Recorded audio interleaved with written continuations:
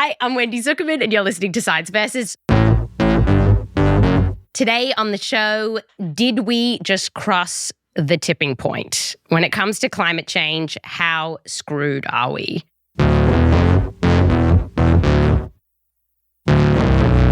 And to add a little comedy to this drama, I've invited my mate, Australian comic Michael Hing, to the show. Hi, Michael. Hello, Wendy. When you say to bring some comedy to this, is this a hilarious topic? Or because I do feel like a lot of people listening to this will just broadly be bummed out. Yes. No, I mean, there are a lot of reasons to be bummed out. Let's just quickly go through a couple of them.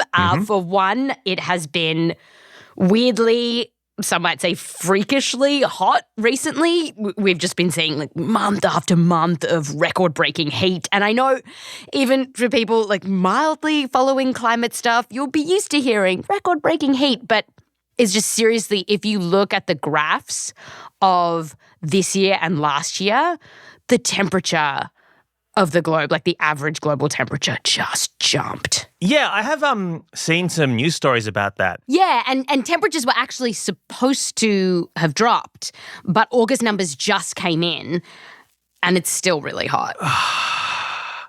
Yeah, a decade ago, you would occasionally get these like hopeful climate stories where I'd be like, oh my goodness, they've invented these new plastic balls they can put on the top of water or something and that'll save us. Or like, hey, have you heard about all these seaweed pills we can give cows and and like those stories have really dried up in the last decade, haven't they? Like, all the stuff we were like, let's really pin our hopes to this. It's I know, where are they now? And if you'll bear with me for just one quick doomsday story. Of course. So Dr. Ed Doddridge at the University of Tasmania in Australia studies Australia's sea ice, which is this layer of frozen ocean that surrounds Antarctica. Okay. And he told me that for ages the sea ice would melt in summer and then refreeze in winter in this very predictable pattern. It was like a heartbeat. Well, every year, boom, boom, boom. And that heartbeat had been looking like a little less healthy. But then last year, everyone was just kind of gobsmacked. As a community, we were just standing there flabbergasted. What happened? What just happened?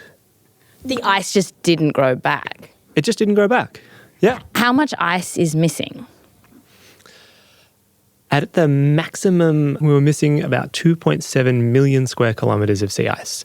So that's the size of Western Australia or Alaska and Texas combined. Whoa. Like huge, huge areas of ice. And that's terrifying. What do you feel when you see this? As a human, I just want to sit in a corner and cry. Yeah. It's bad. It's really bad.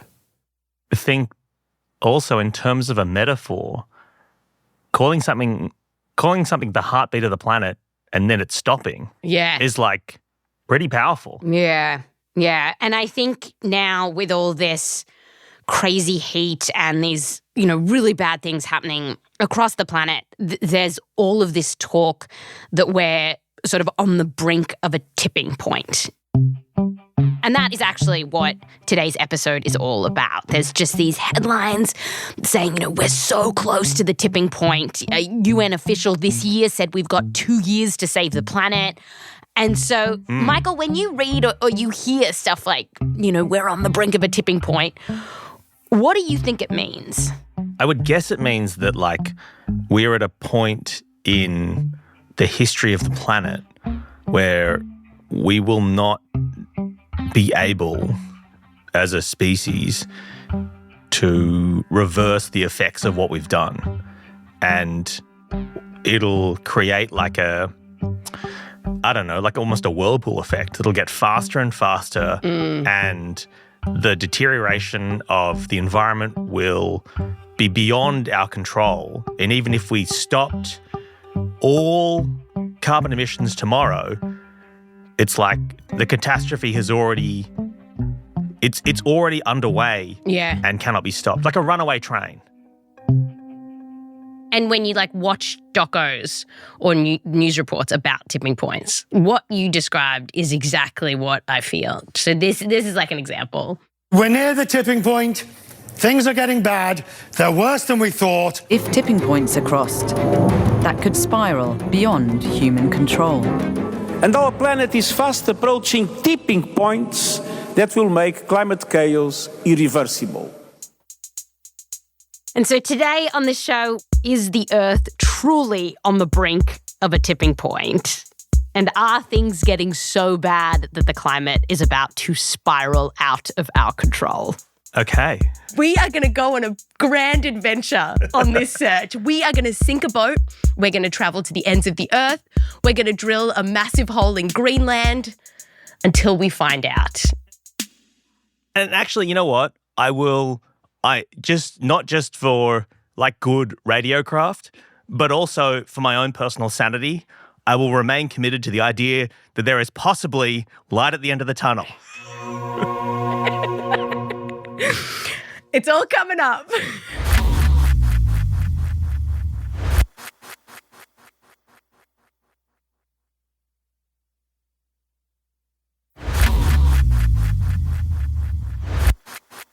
Welcome back. Today on the show, comedian Michael Hing and I are working out if we just crossed a tipping point. And so far, things have been, frankly, Wendy, I'm not putting this all on you, but it's been pretty grim so far. All right, time for some fun. So the term tipping point gets bandied about a lot every time something bad happens in terms of the climate. It's like, we're near the tipping point, we're near the tipping point. I kind of might have led you there in our intro. But this kind of like grinds the gears of a lot of scientists, because when scientists talk about tipping points, they're actually talking about this incredibly cool and very particular thing. And I talked about them with Felicity McCormack at Monash University in Australia. I mean, personally, I find the science of tipping points just so fascinating. Like, devastating and fascinating. It's just, wow, like, this is how the Earth works.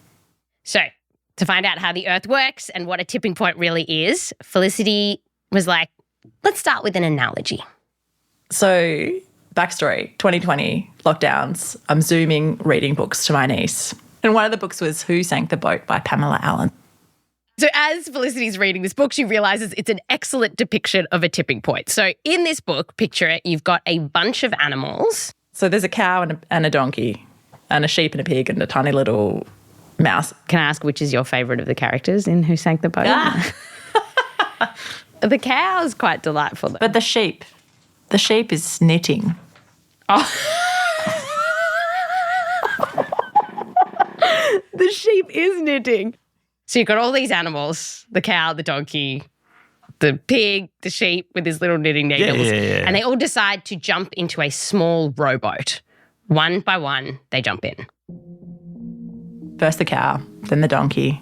And as each animal jumps in, the level of the boat drops a little lower, drops and drops and drops until finally the tiny little mouse jumps in and the boat sinks. So the mouse sank the boat. Now, Right. in the book, the animals just kind of collapse into the water. They're all very good swimmers. All the animals survive. No one was hurt filming this book. Yeah, you'd hope so. What a horrifying children's book it would be if it was about animals piling into a boat and then all of them drowned. Who drowned the animals? Yeah. But to put this all into the context of climate change, You can imagine that the weight of the animals is the heat from all the greenhouse gas emissions that we're putting into the air. And as it gets hotter and hotter, the animals are piling on. The boat can somehow hold on, like it hasn't sunk yet, but it is dropping a little bit further and a little bit further, but not sinking. But then all of a sudden, mouse jumps in, tiniest bit of heat, and bam, the boat sinks. And so that is the tipping point. Okay. So you can think of it like a temperature threshold. And once we pass it, what happens next leads to an irreversible and self-perpetuating change. So that means that even if no other animals jump into the boat, you get like no more warming. The boat is still underwater. Like once it's inundated. Goes down and down and down until Totally. it hits Until the it hits bottom. the bottom and it's sunk. Can I ask a question? Yes. If all the animals fall out and they swim away, Yes. the boat itself, that'll sort of pop back up, right? The thing is that the carbon dioxide that we've currently been putting into the atmosphere, it's going to stay up there for generations and generations. And so it's still going to be hot. Methane, which is another greenhouse gas that we are currently putting into the atmosphere, that will stay in the atmosphere for about a decade before it goes away. So that is good. But most of the heat that we are putting into this planet, it's not going to go anywhere for a really long time. Okay. One scientist told me that, we've often got this view with climate change that someone's going to come and magic our way out of this and make it all better. But the idea with tipping points is that that boat is sinking. Once you've crossed the threshold, there's really no coming back. So here's how Ed put it. He's the guy that studies sea ice. There is no way to go back from that decision. That's what a tipping point means. It's an irreversible change. You change something in the climate system so fundamentally that we can't get it back. So, Michael, in this analogy, do you want to have a guess? What's the boat? Ooh. I would say the boat is meant to be the climate. Planet Earth. Yeah, the environment we live in. That's sort of what I had thought too. And Dr. Seaver Wang, who's at the Breakthrough Institute in California, he says a lot of people seem to think that the climate of planet Earth is the boat. And it comes up in the question that I and every climate scientist I know get all the time, which is, are we screwed? Yeah. Have we crossed the point of no return yet? Yeah. So I think that's how everyone imagines climate change to be, where it's a cliff and, beyond a certain temperature threshold, then all hell breaks loose. So, for example, you sometimes see these headlines that the temperature threshold, the tipping point of Earth, is 1.5 degrees Celsius above pre-industrial levels. Have you heard about this number, 1.5 C? Yeah. The 1.5 degrees above before the loom was motorized or whatever. I don't know. So the number came from the Paris Agreement, which is where all these countries came together and said, we've got a goal to limit the global average temperature to 1.5 degrees Celsius above pre-industrial levels, which they say is 1850 to 1900. It's a bit after the power loom was invented. But anyway, so this number, 1.5 degrees Celsius, it's been great to have a goal like this, a clear target to talk about. But now it's been reinterpreted as the tipping point of planet Earth. Yep. Some irreversible threshold for the whole climate. Now, actually, according to some measurements, for 13 months in the past 14 months, we have actually been over 1.5 degrees Celsius. We are, August, we are living in a 1.5 degrees Celsius above pre-industrial levels. That is such a bummer on Brat Summer. We're all having a great Brat Summer, Wendy, and then Okay, but the thing is that this idea that the climate of planet Earth will fall off a cliff once we pass 1.5 C, that is not right. So here's Seaver. People think that 1.5 degrees Celsius is a tipping point for the Earth. And people, for example, have this mistaken idea that, we're down to maybe 6 or 7 or 8 years left to save the climate. But that is absolutely wrong. Okay. And the even better news is that planet Earth is actually not the boat that's sinking. Yeah, so the planet doesn't have a tipping point. Yeah, so this neat and tidy and devastating story that we think that the world will hit this specific temperature, this doomsday clock moment where bam, the planet slides into irreversible climate chaos. That is not right. So what's the boat? What's the boat? The boat is stuff on planet Earth, big stuff. So the Antarctic ice sheet or the Greenland ice sheet. So Antarctica actually has 2 different ice sheets, east and the west, and each of them are their own boats. So we think that they tip at different temperatures. Right. Other tipping points are warm water coral reefs, They've got their own tipping point. The AMOC, which is like this huge current system, plays a very important role in weather patterns. That's another thing that can tip. So there's like all these different tipping points on planet Earth. So wait, what you're telling me is that each individual system, getting into a death spiral loop will not necessarily end life as we know it on planet Earth. Yes. But all I envision now is this flotilla of sinking boats. Yep. And that any one of them could go wrong because of our mistakes we're making. But so now the question becomes, when are they going to sink, right? Right. Like, when are they going to start to tip? And I want to zoom in on the ice sheets. And these are these like huge chunks of ice, and basically crossing their tipping points would ultimately mean that they slide into a state where they melt and melt and melt until possibly they've completely melted. And then if the Antarctic ice sheets melt and Greenland and they all melt, Yeah. what are we? Is it Waterworld? Is it Kevin Costner Waterworld? So if we just lose, so Greenland and West Antarctic ice sheets are the ones that are on the table. For now. If we just lose Greenland and West Antarctic ice sheets, it's 13 meters of sea level rise. Good. That'll take out my house. Yeah, so 42 feet for our American audience.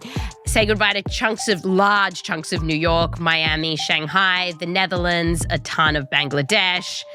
Not only that, there are then fears that the fresh water that comes from all of that melt will then enter the oceans and muck up the currents.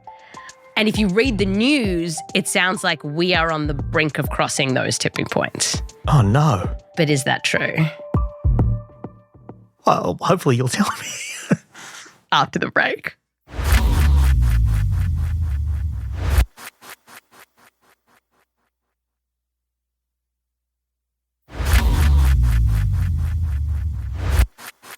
Welcome back. Today on the show, we're looking at tipping points.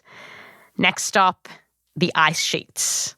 So we're going to find out, when will they tip? And I'm here with comedian Michael Hing. Hello. Hey, Michael.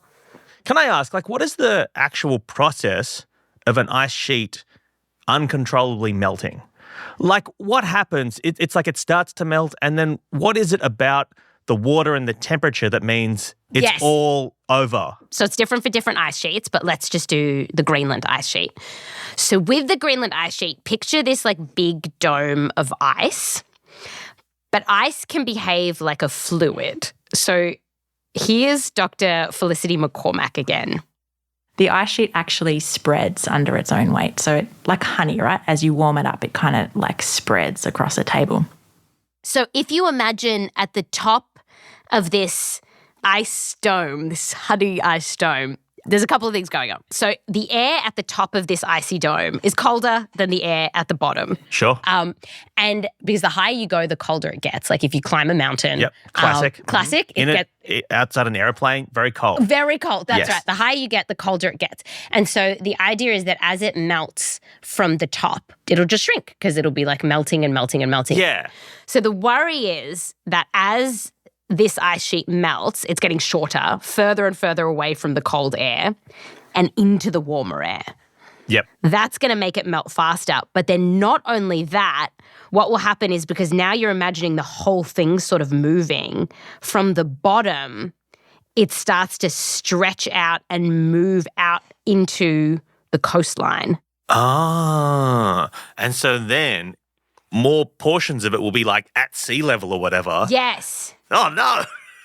The thing about sea level is, like, the sea, that's liquid water. That's liquid. That's liquid. That's right. And so basically what scientists are trying to work out when they work out the tipping point of Greenland is like the temperature that tips that whole process into self-perpetuating cascade. Yeah. So, will you come on an adventure with me as we explore how scientists get to this point? Yes. Okay, so one thing you could do is look at satellite data and see how the ice has melted in response to climate change. Sometimes you see those on the internet. Yes. And it's never good. It's never good. It's like, hey, here's a picture of the world in 1963 or whatever. And did you know most of the world was ice caps? And then they compare it to they go, hey, and then last Tuesday we took this photo. And it's like, oh, it actually turns out Santa lives in a desert. It's the North Pole now. It's just sand. No, obviously not that bad. It's not that bad. But we've been losing ice.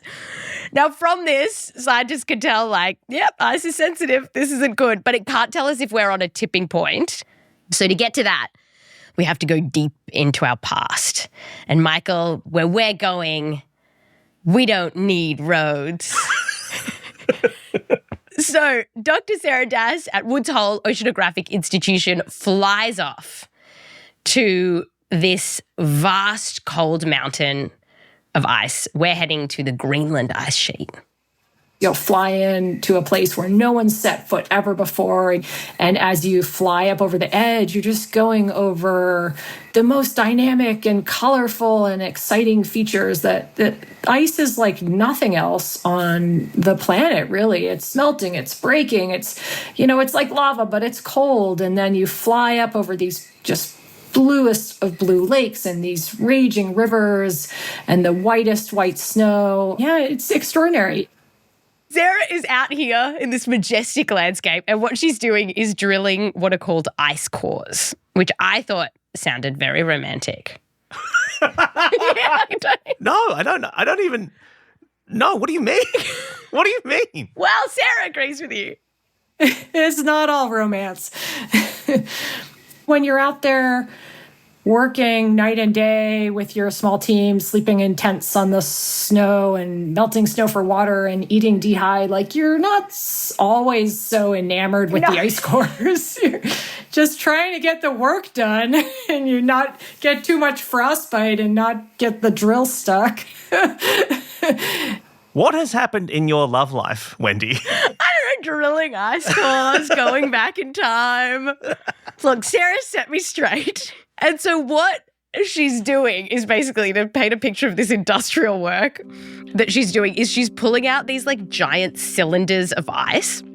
You can sort of imagine coring a giant cold apple. And scientists like Sarah are drilling deep into the ice because the deeper you go, the older the ice is. Yeah, I've heard about this. And you can look at the different, layers of ice. And then you go back and back. And it's like, oh my goodness, did you know 250 years ago, it was just pure water or whatever. So it's not 200 years. So scientists can go back hundreds of thousands of years. Oh, wow. There's ice cores that go back 1,000,000 years, right? So I call it this magic time machine. It's not magic, right? I mean, science isn't magic, but there is something magical about what we've learned. And so Sarah calls it a not magic, science time machine. Because in the Earth's lifetime, there were times when it was way hotter than it is today and the ice sheets had completely melted. There were other times it was much cooler. And so scientists can analyze these ice cores like tree rings to see what was going on with the ice sheets when the Earth was at different temperatures. And Sarah could see when it came to Greenland that nearly 10,000 years ago, when the climate was only a little bit warmer than it is now, that parts of the Greenland ice sheet had significantly shrunk. Mm-hmm. So does that mean, so when someone like Sarah looks at this, they probably think, that's where we're headed?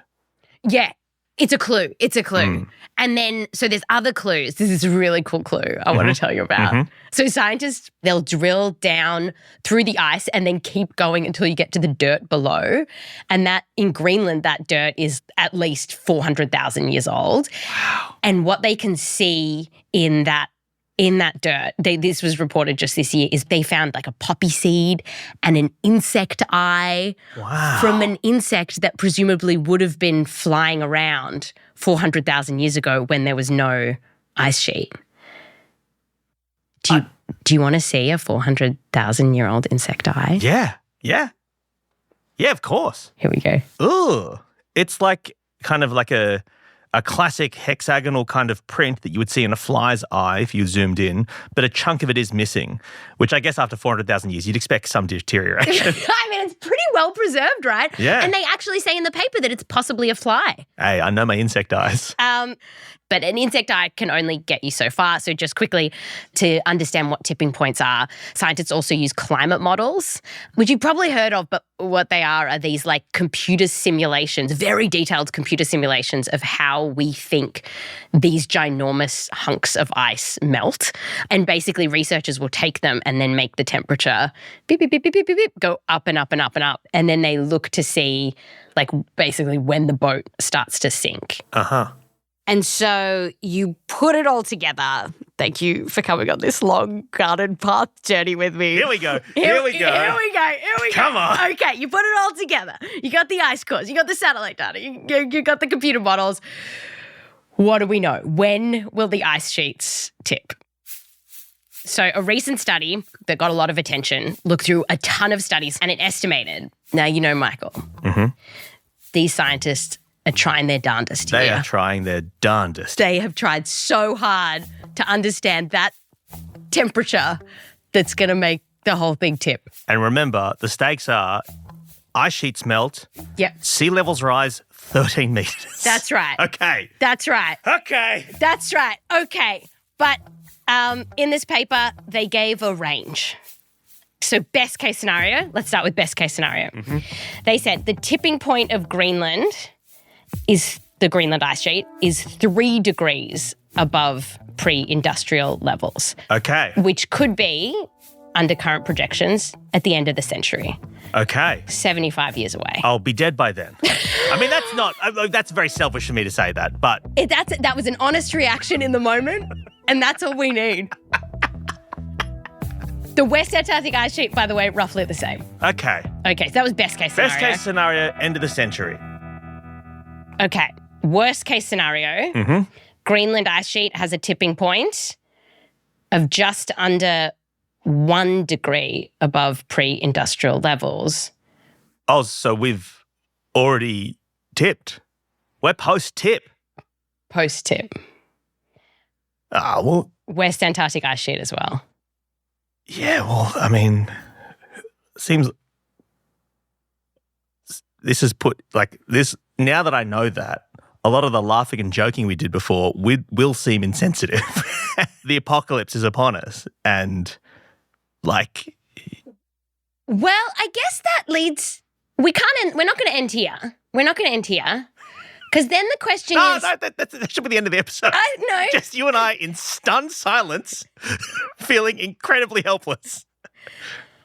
Is that how you're feeling in this moment?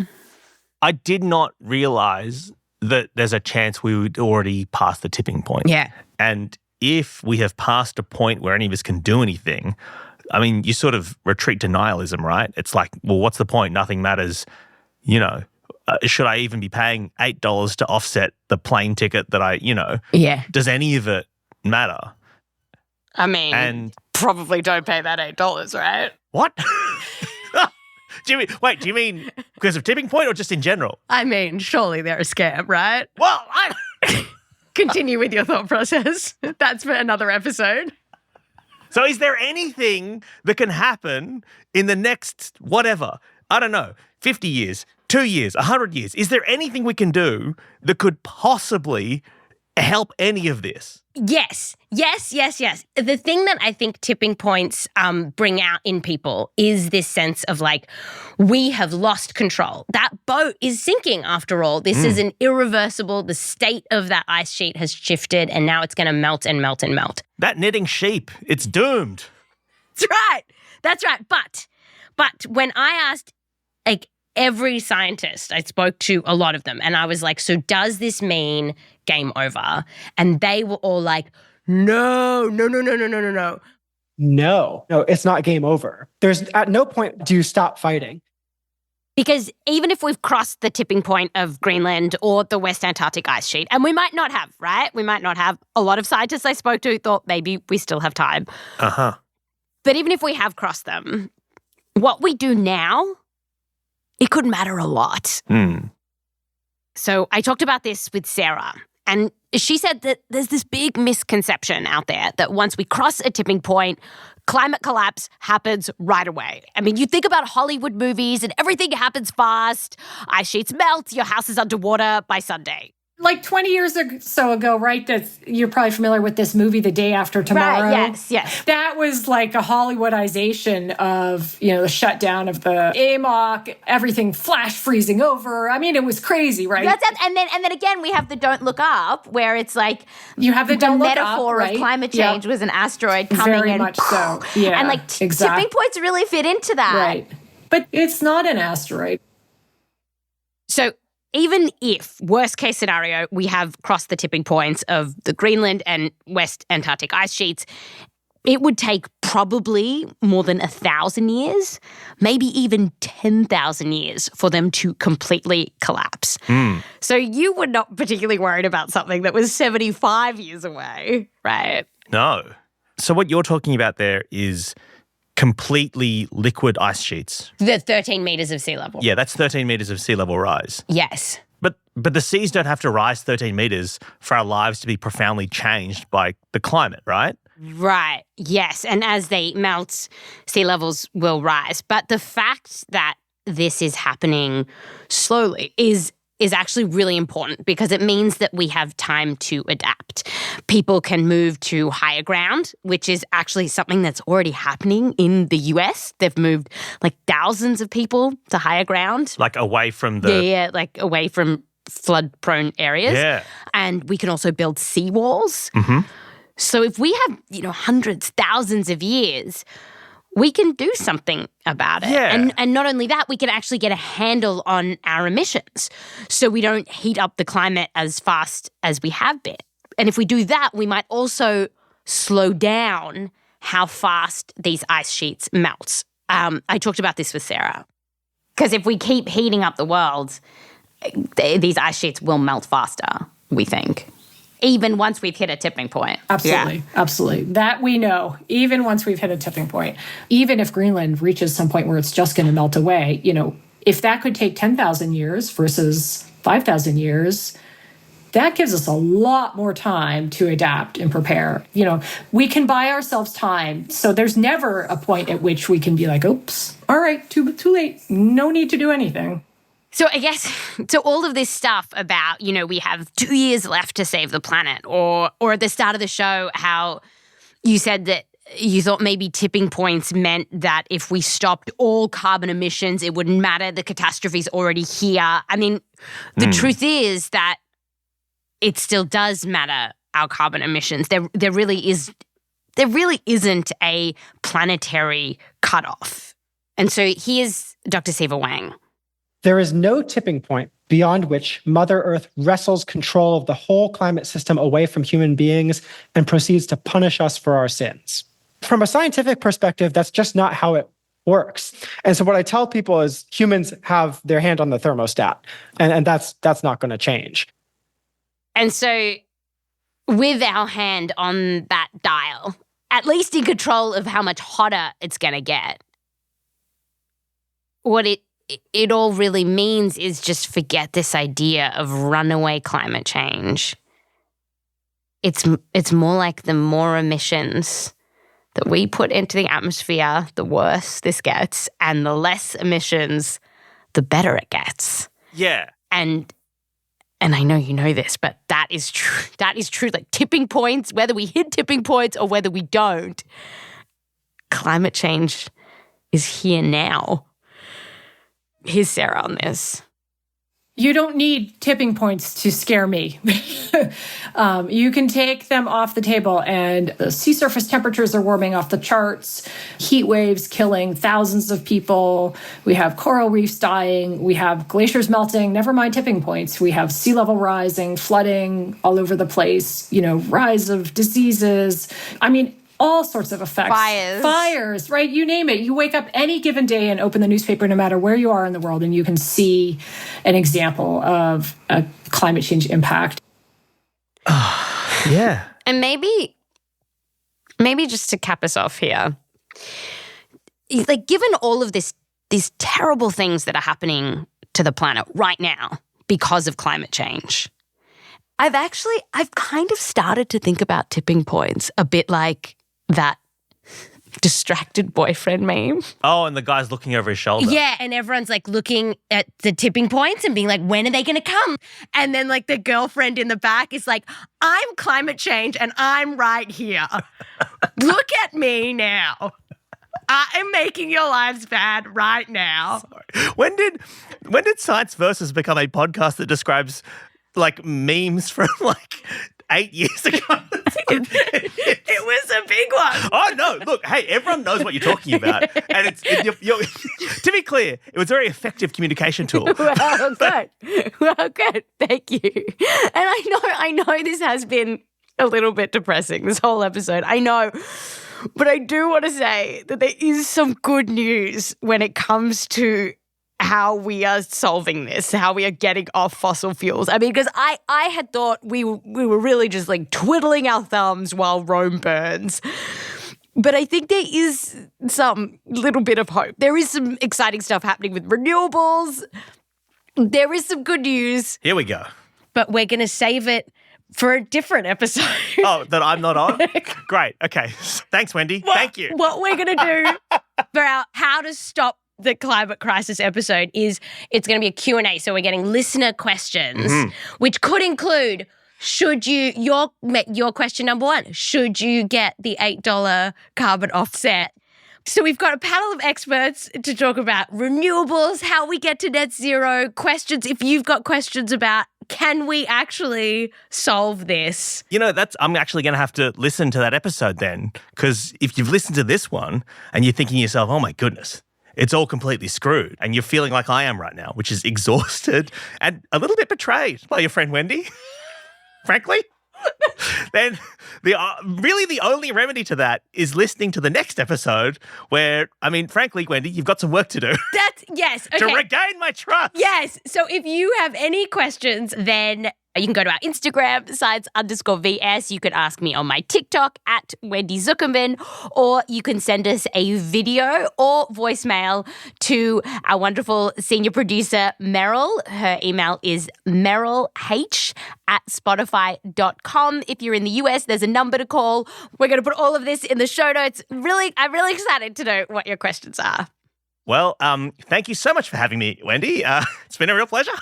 Thanks for coming, Michael. See you again soon.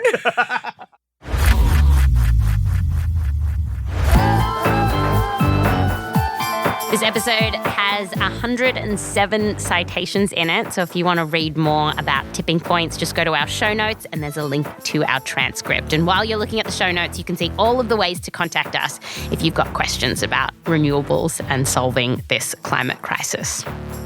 If you want to hear more from Michael, he has not one but two podcasts. There's Free to a Good Home and his long-running Dungeons & Dragons podcast, which is called Dragon Friends.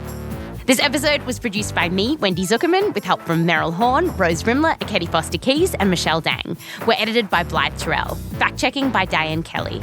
Mix and sound design by Sam Baer. Music written by Bobby Lord, Bumi Hidaka, and So Wiley.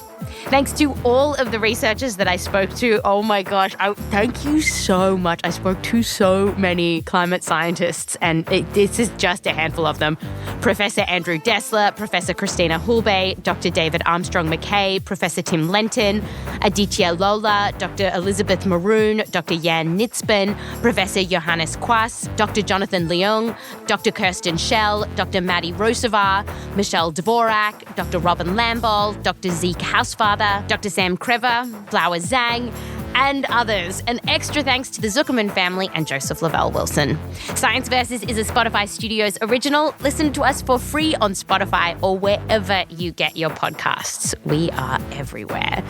If you are listening on Spotify, then follow us and tap the bell icon, and then you'll get notifications when new episodes arrive. I'm Wendy Zuckerman. Back to you next time.